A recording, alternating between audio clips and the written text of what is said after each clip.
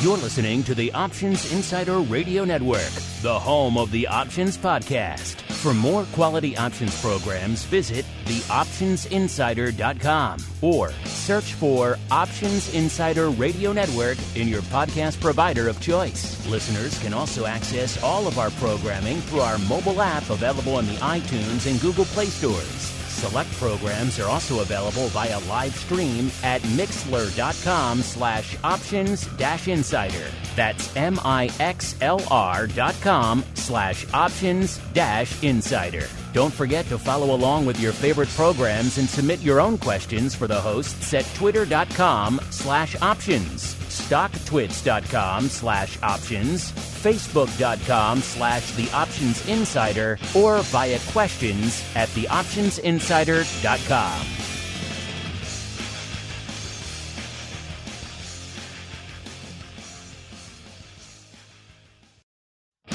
This episode is sponsored by Demand Derivatives, a startup futures exchange and clearinghouse trading the world's major assets in a creative new way. You already trade on an exchange. Here is your chance to own one.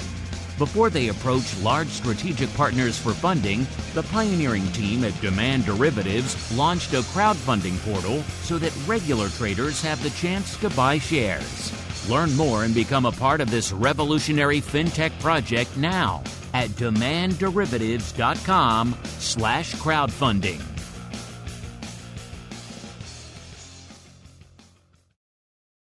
You wanted it, you got it. A radio program that helps teach you options trading inside and out, basic to complex. This is Options Bootcamp. Whether you want to learn how to protect your portfolio, generate income, or even become a master of volatility, the Options Bootcamp drill instructors will break it all down for you.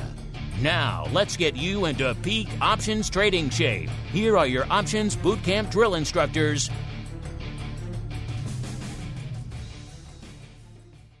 All right, everybody.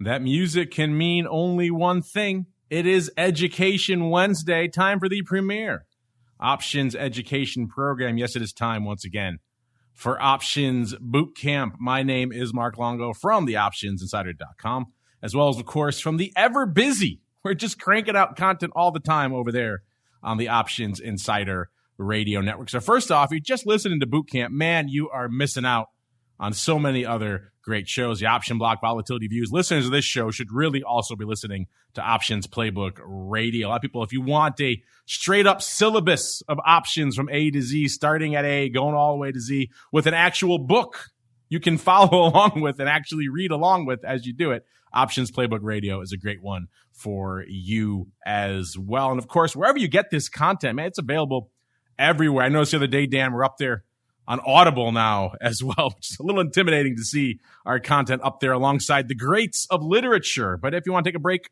from your audiobooks and listen to us for a little bit there, we won't judge. No matter where you get it, Apple Podcasts, Google Podcasts, Audible, wherever you get our content, make sure you keep rating and reviewing. It really does help the legion of newcomers to the options world discover our content. Of course, keep those questions and comments coming. They're very important, especially for a day like today where you folks are going to take the reins of a bit of a mail call palooza. And who's going to help me answer all of your options questions?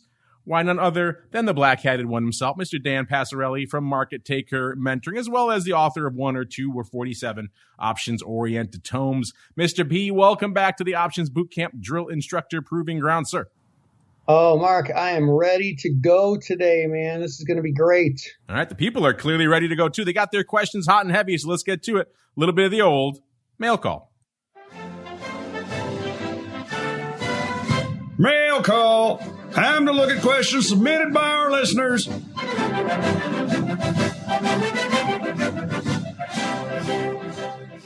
All right, everybody, welcome to the mail call, the portion of the show where you folks take the reins, your questions, your comments, your insights, your pearls of wisdom. You have so many. They come from all over the world, and they are so many and varied that sometimes it's hard to keep up with them all. There are quite a few.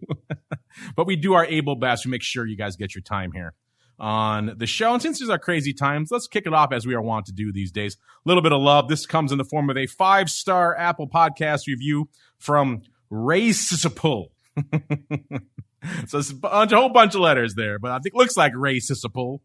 He says, one of the best. That's the subject of his review. He says, top shelf information shared by Mark, Dan, and crew help me continue to step my game up. I'm subscribed to all of the Options Network podcast, 5 out of 5. Well, thank you for that, Ray Sisipul. I like the handle there. You too can join Ray Sisipul and everyone else wherever you get this content. Keep rating and viewing. I've said it before. I'll say it again. It really is important for the new folks out there, and they are legion, to discover the show. You old folks have been around for a while. We love all you too, but there's a bunch of new folks discovering options every day. Just look at the numbers from March, the most active options month in the history of the business since the days of the early 70s when the SIBO first was a glimmer in the eye of the Board of Trade there. And March, the busiest month ever. January, number 2. February, number 3. December, number 4. So every month is pretty much a new record. So new people are coming in all the time. They need help. So help them find us, and we'll help them in turn. And we'll, of course, give you some love on the show. It's just a mutual love fest here on the show, Dan. What do you think about Ray Sisipul here and his 5-star love, sir? I love love. Love is, I feel like I should write a poem. Yeah, we need a little haiku. I'll give you 2 minutes. I'll come back to you with a little haiku about love. What do you think? That sounds pretty great. While you're thinking about that, I know a lot of things have been busy over there in the land of MTM. You've been getting deluged nonstop with questions from your mentees since our last show. So percolate one up to the top for us. What's the most interesting, the most compelling question you've received from your mentees over the course of the past week, sir? You know, we've been talking about the complexities of reading volatility charts, and volatility charts, once you get them down, they're actually pretty straightforward, but there's a couple of tricky things. One is what I call a volatility mesa. One is what I call a volatility mesa, which is when the stock one day just happens to have a really big gap in price, like you see sometimes on earnings. What that does to the historical volatility chart is it causes one big, huge spike up day in it, but it's not a spike like you would see with implied volatility, because with historical volatility, it's a calculation that has 20 or 21 or 30 days worth of data in it. So that one big gigantic gap stays in the calculation for, I like to calculate it as 21 days. And then 21 days later, once that day is no longer in the calculation, we see the other side of the mesa, and we see the historical volatility fall a whole bunch. So basically, I call it a mesa because it's in Arizona where it's like this, just like big cliff up, plateau, and a big cliff down. And those are important to recognize and understand because they can really skew your analysis. You can think, oh, wow, historical volatility is pretty high, but it's just that one temporary, one-off event that really kind of skews the data and throws off the historical volatility number for a while. So volatility mesas are something to be aware of. I talk about them a lot in my book, Trading Option Greeks. And, you should be aware of them and be able to trade off them. And it'll make you more effective. It'll make you a better option valuer. I like that. That's a good term, the volatility mesa. So if you're intrigued by that, want to learn more, hit them up over there at Market Taker. Speaking of terms, and indeed of market takers, this next one is right up your alley here, Mr. Dan. It comes from Alex. He or she just wants to know very simply, what is a market taker, sir? Oh, yes. Well, so the market maker, which is what Mark and I did for a whole great number of years down on the CBOE trading floor, is someone who makes a market, who lists a bid and an ask. Now, everybody else takes that market or leaves it or tries to middle it. But that's what a market taker is. It's someone who takes that market and gets really good at it. Because market makers, they have an edge in that. The difference between the bid and the ask is basically how market makers make their money. That's their edge. So in order for market takers, the rest of us, to to overcome that edge that we're giving up to the market makers, we need to have certain skills, and we need to have our own sources of edge. So yeah, I think it's kind of a pretty important concept to know where we fit into the trading ecosystem and how we can use that to our advantage. All right, well said. Next up, we got Nicholas. Nicholas wants to know, hello, boot camp crew. Well, hello, Nicholas. Loving all your great education. You've made me a much better trader, and I thank you so much for that. Here you go with the love fest here again. Dan, that should inspire your haiku about love that you're working on diligently, I can see. He says, I've also discovered crypto over the past year. In parentheses here, thanks in part to your crypto show. Well, we're glad we could bring you to the dark side, or perhaps sad, I guess, depending on how it's worked out for you there, Nicholas. He says, my question, do all of the many option strategies that you've taught us also apply to the world of crypto options? Can I still trade the verticals and butterflies? Thanks again. You guys are the best. Well, I guess there are two answers to this question. Theoretically, yes. All the strategies we teach you all the time, like you mentioned, butterflies, verticals, whatever it is, straddles, calls and puts, dogs and cats living together, they all apply no matter what the underlying is. As long as it's optionable and has options on it, you can do those strategies. Now, practically, it's a different story. Most of the time we're talking on this show, you guys are coming at us to ask questions about very deep and liquid names, your Apples, your Amazons, your SPYs, your Teslas. You don't really have a problem trading those very effectively, particularly around the front month and the weeklies and the at-the-monies you guys like to trade. Crypto options, a little bit of a different story. First off, I'm assuming you're in the U.S. I mean, a lot of our listeners are international, but I'm assuming you're in the U.S. And so your options right there, pun intended, are very limited. You have the 5X options at CME, which are extremely expensive. And I mean, Bitcoin's around 50,000. The 5X multiplier on top of that, you see how things get pricey very quick.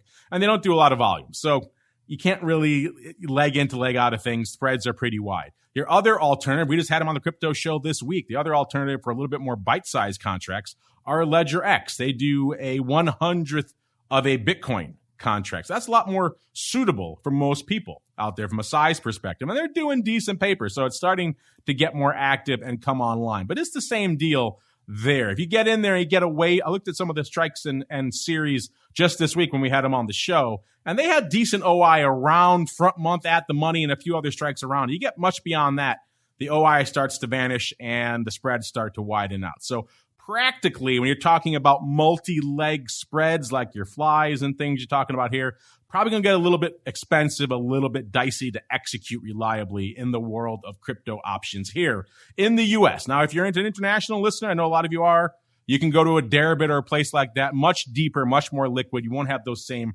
practical concerns. So theoretically, the answer is yes. Practically, given the limited options, pun intended, that are available to most of our U.S. customers, it's not quite there yet. It's a shame because the underlying has gone from sub $1 to north of 60,000 over the span of not that long. And yet there haven't really been that many viable options to trade on them. So again, a sad thing for most options traders. Dad, anything you want to add here on the suitability of our strategies here on the show to the crypto options market? Yeah, just one really super important thing. Mark mentioned liquidity, definitely an important thing, but there's one other thing, and that is accountability. Just the integrity in the system. If you trade Apple options and it really takes off and you make, $200,000 on your Apple calls, the other person on the other side of that trade is going to deliver. If they don't, his broker will, or their clearing firm will, or ultimately the OCC will. Like you made that money and you will get that money. Whereas on some of these rickshaw crypto exchanges, there's not a clearing firm. There's no real integrity in that system, and you might buy a whole bunch of calls and make a couple $100,000, but then the other guy on the other side is some 17-year-old kid in his basement, in his mom's basement, who has $26 in his bank account, and he says, bye, I'm closing my account. And where do you get your money? You don't get it from anywhere. So you have to be really sure that either there's some sort of clearing firm or there's something built in the blockchain that guarantees that you actually get that, get your profits. Yeah, it's an important thing. Thankfully, a lot of the options here in the U.S. are working around that. CME obviously has built-in clearing, so you don't have to worry about the clearing aspect there. And LedgerX and a lot of these other ventures are starting to do more of the fully collateralized type options. So if you're going to do these trades, you have to put the collateral in kind of upfront. So that does kind of mitigate some of the counterparty issues there. And they are making advances on clearing. But I hear what you're saying, Dan. It still is few and far between from here in the U.S. where we can look at OCC backstopping all of our trades. And it's kind of just a done deal that you buy or sell an option, the other side will be there for you at expiration. Still not entirely the case in the land of crypto. All right, next up, John Henry, a man of myth and legend, writing into us, Dan. John Henry says, hey, guys, I love your show so much. And because of your education, I have realized my mistake. Okay. I am new to options and I am playing around with SPY options. I think I got a little greedy because I bought a put credit spread, the 423, 424 put credit spread in SPY. How do you buy a credit spread? We'll get to that in a second. SPY closed today at 417.59. I believe the expiration for my contracts is May 14th. 17 days from when he sent this email in. But what would you recommend I do? Also, I was, I'll just say, not a smart person. I'll use a more family-friendly term. I was not a smart person, and I bought 16 contracts. Should I buy a call credit spread on it to limit the downside? All right, I'm confused by his question here, Dan. A lot of things are. The terminology is kind of flying fast and furious here. First off, he says he bought a put credit spread. Now, we talked very recently on the show about credit spreads versus debit spreads. This is a very basic definition. A credit, you're collecting a credit. So it's very difficult to buy unless you're talking a ratio, which can happen, but you don't specifically say that. So when you say you did the 424, 423 put credit spread, I'm going to assume you sold that. Now, of course, as you mentioned, those are in the money, and he wants to buy a call credit spread against it to limit the downside here. I'm confused by his confusion. Can you make sense of what John Henry's getting at here? If I'm inferring the same thing as you, where he actually sold it and now it's in the money and it's against him, I would say it would be a terrible idea to do a call credit spread to limit downside. Like, I think, like you're kind of mentioning here, or at least implying that you're saying you're new to options. So never trade anything more complex than you feel extremely confident in. Like, and just kind of using some wrong words in the question makes me think maybe you could be paper trading this first. You might be a little, I think they say over your skis. I'm not a really great skier, so I don't really know what that means, but I think I understand when people use it that way. So yeah, I think maybe this is already a little more complicated of a trade than maybe you're ready for. I could be wrong. But I kind of infer that. And turning it into an even more complicated trade, that's just a terrible idea. So don't do that. There's nothing wrong with taking a loss. Geez Louise. Some traders, most of their trades are losses, but they're so good at managing risk that they crank out money in the long run. So if a trade goes against you, don't be afraid to just take your lumps and move on to another better one and make it back. Yeah, that's exactly what I was going to say here. It sounds like you sold this put spread, despite what you said. It sounds like you sold this put spread, and it's many handles against you. First off, that's a very tight put spread to be selling there. And now it's against you. I agree with Dan. Do not buy a call spread. Do not do anything else on this. I think you probably should just take it off, take your lumps, like Dan said. The sooner, the better. And then I think that's a good suggestion. Paper trade a little bit, get a little bit more familiar. Maybe you start with some even more basic strategies in a paper trading account. You look at covered calls in SPY. And then maybe you look at using, let's talk about the wheel, using a simple cash secured put position on a strike you've identified, you don't mind buying, sell a put there. And then if it gets down to that level, you get the SPY, it turns around, and now You can sell a covered call against it. You can wheel in, you can wheel out. Maybe you pick a different underlying if you're more comfortable with those. One that maybe doesn't swing as much. Maybe we go to a Ford, a nice $12 stock, something like that. Start a little bit slower. Don't be afraid to paper trade, and definitely close this one out before it gets even worse. These stories of adding legs onto trades that are already broken and against you, that's where things really get crazy and get hairy, and you don't want to go down that road. Good luck to you, John. If you have more details you can provide to us, let us know, and also let us know what you end up doing, because we want to make sure you guys are doing well out there. And if you have to take some lumps early on while you're still learning, you just admit it, you're still learning. So maybe that's why you kind of swore at yourself for buying 16 contracts. Maybe you do a one lot next time, right? Keep it simple. Keep it small. Keep it simple until you get, to borrow Dan's metaphor there, till you get your skis under you. All right, next up, Bill Roberts. Hi, guys. Thanks for the show. Well, you're welcome, Bill. Thanks for writing it. It has helped me a lot. Question: if there is generally more premium in the put wing of an option, what would be the rationale of executing a buy right instead of a cash covered put?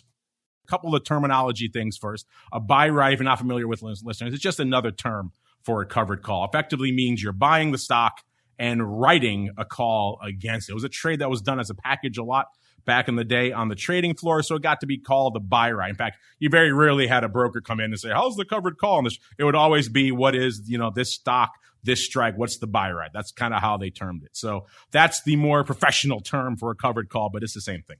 So we all know, if you're listening to this show, covered call, short put, synthetically the same from a risk perspective. So as Bill points out, there is more premium in the put wing. So why would you sell a put versus the call? You're going to get more premium if you do on the put. But then think about it in a couple of different ways. First off, covered calls, those have been outperforming of late. Why is that? Because typically covered calls, you're getting less premium for it. But typically covered calls are done in a out of the money strike, right? And so you have a strike where, let's say you sell, people are selling small delta calls these days. They want to get a lot of premium, let the underlying run.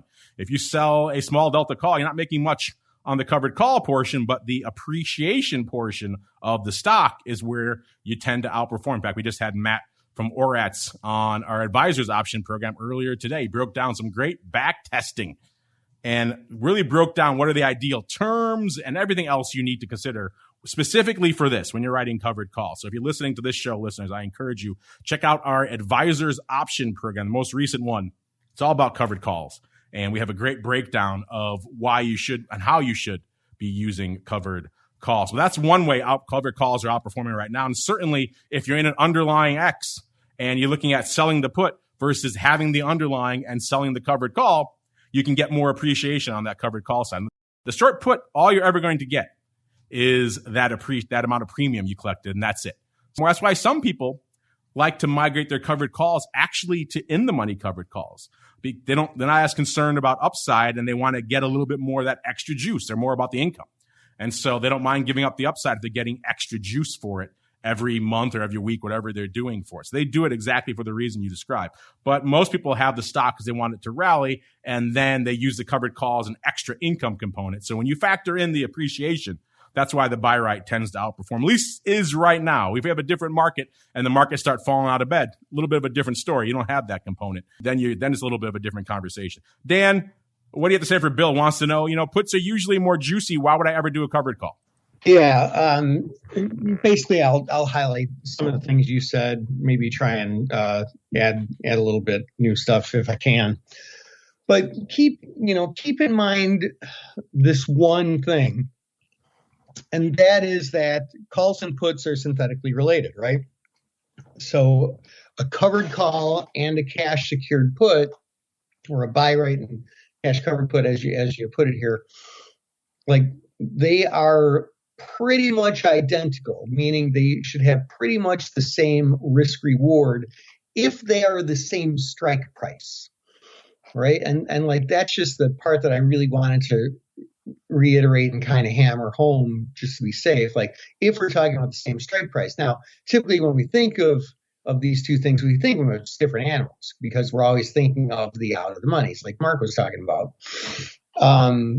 And so yeah, I mean, if you're if you're looking at if the stock is at 100 and you're looking at the 95 strike cash secured put or the 95 strike buy right, hey man, it's kind of the same thing. There are some subtle small differences when we're talking about synthetics. One is early exercise possibility, right? Because one of those is going to be in the money.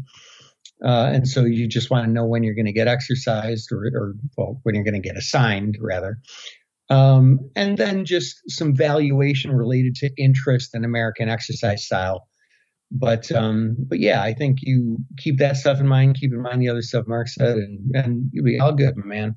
Yeah, this gets back to what we were talking about with the credit and debit spreads again. Right? It gets down to the practical versus the theoretical. You know, you and I were talking about the theoretical way that it works, which is effectively like a box, the same strikes. The listeners are writing in more from a practical perspective, which is how they view credit and debit spread, which is typically out of the money. And that's the way I was answering it. From a practical perspective, people are doing out of the money strikes on the covered calls and out of the money strikes on their short put. You're right, Dan. Theoretically, when we say risk equivalent, it is on the same strike. But that means if you're looking at a 5% out of the money put strike to sell, you also have to sell the same strike on the call side in order to get that put premium. That means you're clipping all of your upside. So practically, I mentioned a few people like to do in the money covered calls, but they're a relatively small minority. Most people still are in the game for some of the appreciation. So, and it also has, there's a couple other reasons. There's less legs to just sell the put versus having the stock and selling the call. There's a lot of other things that go on with the covered call that make it a little bit more complicated.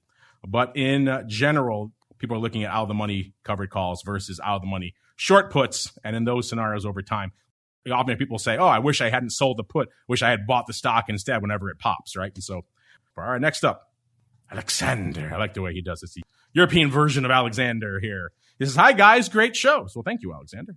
So my question is about back to the credit spreads, Dan. Everyone's got credit spreads on the brain. My question is about put credit spreads. To manage the risk that the stock drops to my long strike just before expiration, I tend to prefer diagonals with the long position expiring 1 week later. All right, so he's selling a put credit spread, listeners, and he has the long position go beyond the short, expire 1 week later. This would generate some Vega profit in my worst case scenario. What are your thoughts on this strategy? Alexander, he's from the Netherlands, Amsterdam. I think it might be the first from the Netherlands we've gotten in some time, certainly on this show here, Dan. So good to see folks from the Netherlands chiming in as well. Like I said, this show, a lot of international listeners out there. So if you're in the Netherlands, everything I said about crypto trading, a little bit different. You can trade on Deribit on the options. So that's a different beast, much tighter, much more liquid over there than we have here in the U.S. So feel free to go to town on your Bitcoin options there, Alexander from the Netherlands. But back to your question. So you're selling a put closer to the money, let's say in a weekly, and you're buying a longer term one a little bit farther out. So effectively what you're doing here, Alexander, is you're kind of financing that longer term long position with the nearer term short put. That's kind of what you're working on. So I'd be curious for you. The question I have for a lot of people who do diagonals then is, how do you take it off? You put it on as a unit. Do you take it off as a unit once the near term put expires? Or do you kind of let it, like I said, use it as a financing tool to finance that longer term position and then keep that position on and see if you get what you need for that one to happen? But Dan, he has an interesting wrinkle to his. He wants to also know about just doing that from an overall Vega perspective. Obviously, he's going to spend a little more on that long leg. So he's given up on the premium side to do this. Do you think it's worth it from, as he puts it, the Vega profit in his worst case scenario? Does that make up for the premium he's given up? I mean, if the Vega were to give you enough profit to cover that, yeah, but I mean, I don't know if it would for sure. I mean, if the stock drops to your long strike just before expiration, I would tend to prefer diagonals with the long position expiring 1 week late. I mean, yeah, see, that's a thing, man. Like, I think it's something that helps, but I feel like a better solution might just be just to keep it simpler and just, I mean, what I do, and I've had people tell me, no, you can't do it that way. That's like oversimplifying it. But if the stock goes through the short strike price, I take it off or I adjust it. And I don't know, I feel like that works. I feel like if it goes all the way to your long strike, like you're already kind of in trouble, and probably the whole thesis of your trade for why you put that trade on in the first place is probably not really valid anymore anyway, and you shouldn't be in the trade. I don't know. I'm a little bit skeptical that you'd make enough on Vega to make up for it. Yeah, I don't like this. I think it's a bit of a crapshoot. He's paying more at the outset. He's getting less premium for his trade. So he's already incurring a cost for this. And the assumption with that cost is it's going to work out with this Vega boost like he's talking about. But we know the narrow term contract's going to be in his face from a short gamma perspective. The question now is, what wins, right? The short gamma we know is going to be hurting you. Does the long Vega, the extra Vega, does that kick in enough to offset the short gamma that we know is going to be biting you?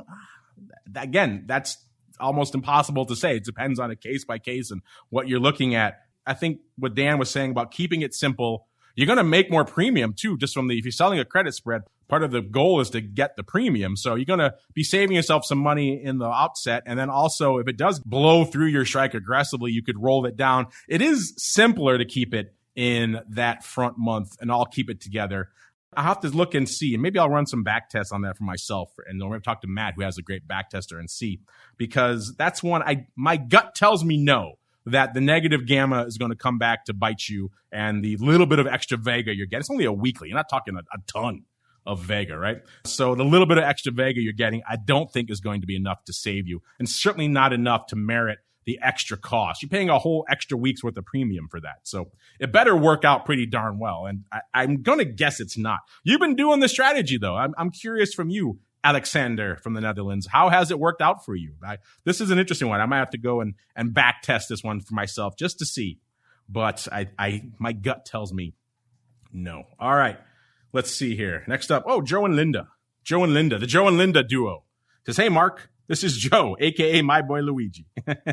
So I noticed the app doesn't have the link for your crypto rundown show. Is it supposed to? Oh, that's not good. We'll have to make sure. We'll have to go check with our app purveyors. You know, sometimes glitches happen. Maybe they took out the crypto rundown for some reason. We will remedy that, though.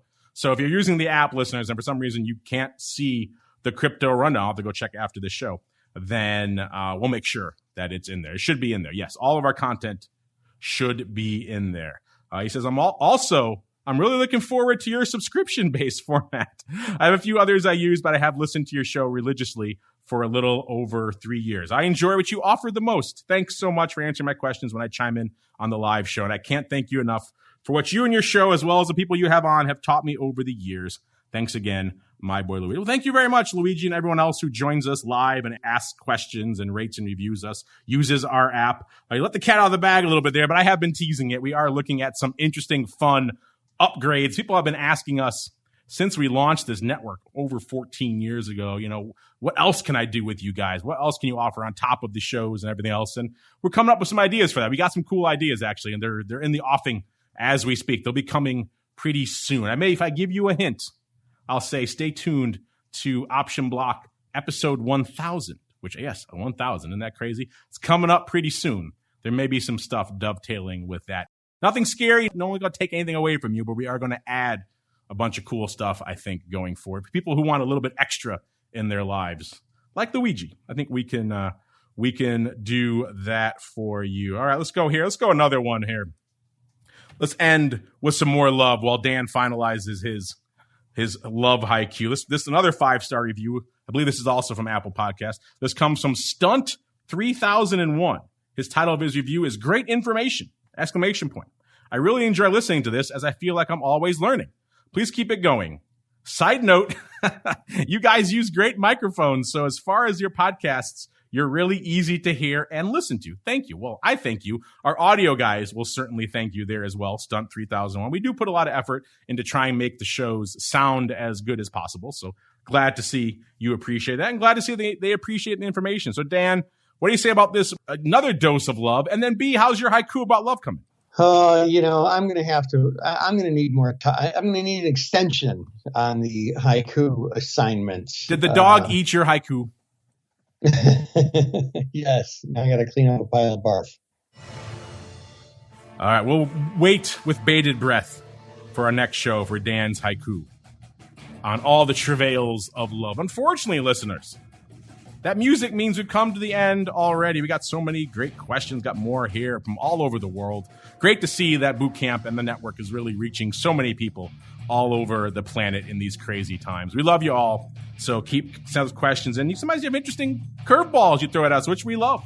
I want to go check out that diagonal a little bit and see exactly how that plays out across a variety of underlines, because it's going to be different on each one, and see, maybe there's a little bit to that. I don't think so, but we'll never know. That's why your questions are awesome. And Dan, if folks have more questions after the show and they want to reach out to someone, where should they go? What should they do? Well, I'll tell you what you should do. You should attend our Market Taker Mentoring Summer Summit, because that is the event of the year, and you don't have to leave your house this year. It's a 3-day, all-day live online event, June 3rd, 4th, and 5th. And if you just go to markettaker.com/summit, you'll learn all about it, and you'll get a really great discount. Wait, are you telling me I could attend your summit without pants for the first time ever, sir?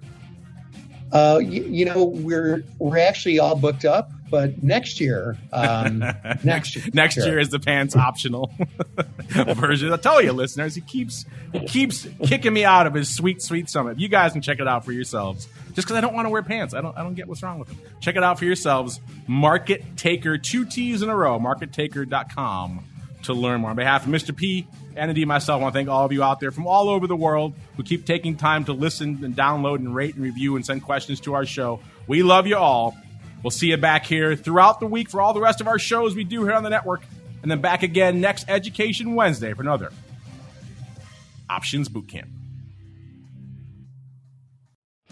This episode is sponsored by Demand Derivatives, a startup futures exchange and clearinghouse trading the world's major assets in a creative new way. You already trade on an exchange. Here is your chance to own one. Before they approach large strategic partners for funding, the pioneering team at Demand Derivatives launched a crowdfunding portal so that regular traders have the chance to buy shares. Learn more and become a part of this revolutionary fintech project now at demandderivatives.com/crowdfunding.